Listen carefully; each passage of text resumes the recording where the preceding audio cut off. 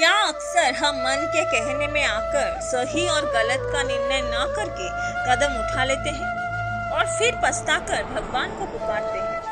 क्या आपके साथ भी ऐसा होता है? क्या हम अपने मन को काबू में कर सकते हैं?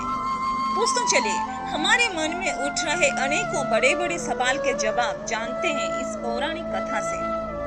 दोस्तों, मेरे इस चैनल श्री गुरु मोटिवेशन में आप सभी का विनम्रता पूर्वक प्रणाम। दोस्तों, एक कथा जो श्रीमद् भागवत में वर्णित है, चलिए जानते हैं। उद्धव, जो कि भगवान श्री कृष्ण के मित्र थे, एक बार उद्धव भगवान श्री कृष्ण से पूछते हैं कि हे कृष्ण, आप तो पांडवों के सखा थे, आप हर कष्ट और समस्या में उनका साथ देने का बात करते थे, फिर आपने क्यों उन्हें पासों के खेल में हारने दिया? क्यों आपने द्रौपदी को भी भरी सभा में अपमानित होने दिया? तभी अपने मित्र उद्धव की बात सुनकर कृष्ण मुस्कुराए और बोले, उद्धव, मैं सचमुच पांडवों के साथ था, मैंने सदैव उनका हित चाहा, मैं सदा अपने हर भक्त के साथ रहता हूँ, मेरी उपस्थिति पर संदेह मत करो। युधिष्ठिर और दुर्योधन में सिर्फ एक ही अंतर था, जिस कारण गलत राह पर चलते हुए भी दुर्योधन जीता और युधिष्ठिर हार गए। और वो अंतर क्या था? वो अंतर था विवेक का अंतर।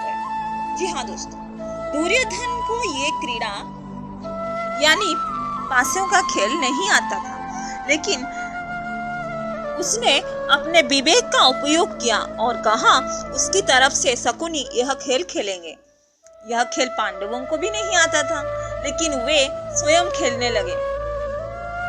उद्धव, सोचो, अगर युधिष्ठिर अपने विवेक का उपयोग करते हुए कहते कि उनकी तरफ से मैं यह खेल खेलूंगा, तो पासे शकुनी के अनुसार आते या मेरे अनुसार? फिर भगवान श्री कृष्ण की बात सुनकर उद्धव श्री कृष्ण से कहते हैं, हे कृष्ण, पांडवों ने आपको इस खेल में सम्मिलित नहीं किया, तो आप क्या अपनी शक्ति से पासों को पलट नहीं सकते थे? तभी कृष्ण कहते हैं, उद्धव, मैं बिल्कुल ऐसा कर सकता था, लेकिन मैं ऐसा करता कैसे? पांडव ये मुझसे छिपके खेलना चाहते थे।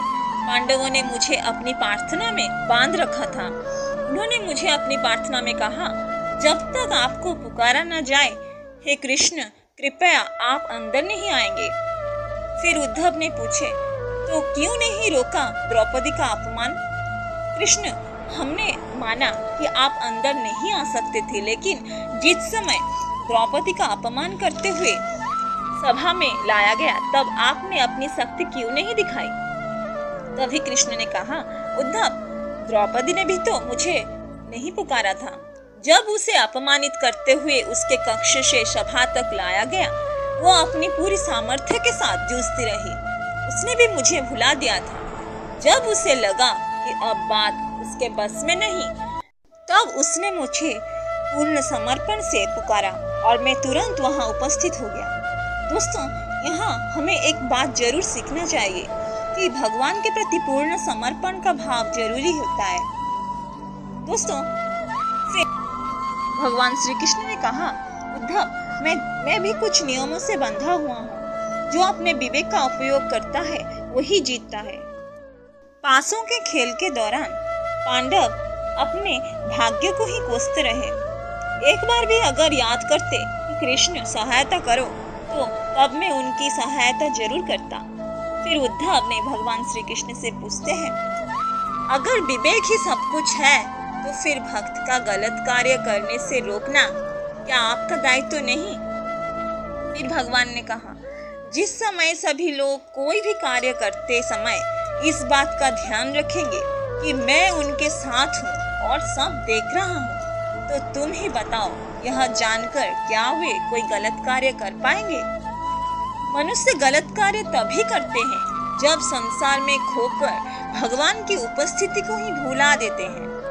यदि हम हर पल यह भावना अपने मन में रखेंगे कि भगवान हर पल हमारे आत्मा के रूप में हमारे संग है, तो तब हम जानबूझकर गलत काम कर ही नहीं सकते। इस तरह से सोचने से हमारा मन अपने आप ही हमारे काबू में रहेगा। दोस्तों, आपको मेरा ये वीडियो कैसा लगा? कमेंट्स कीजिए।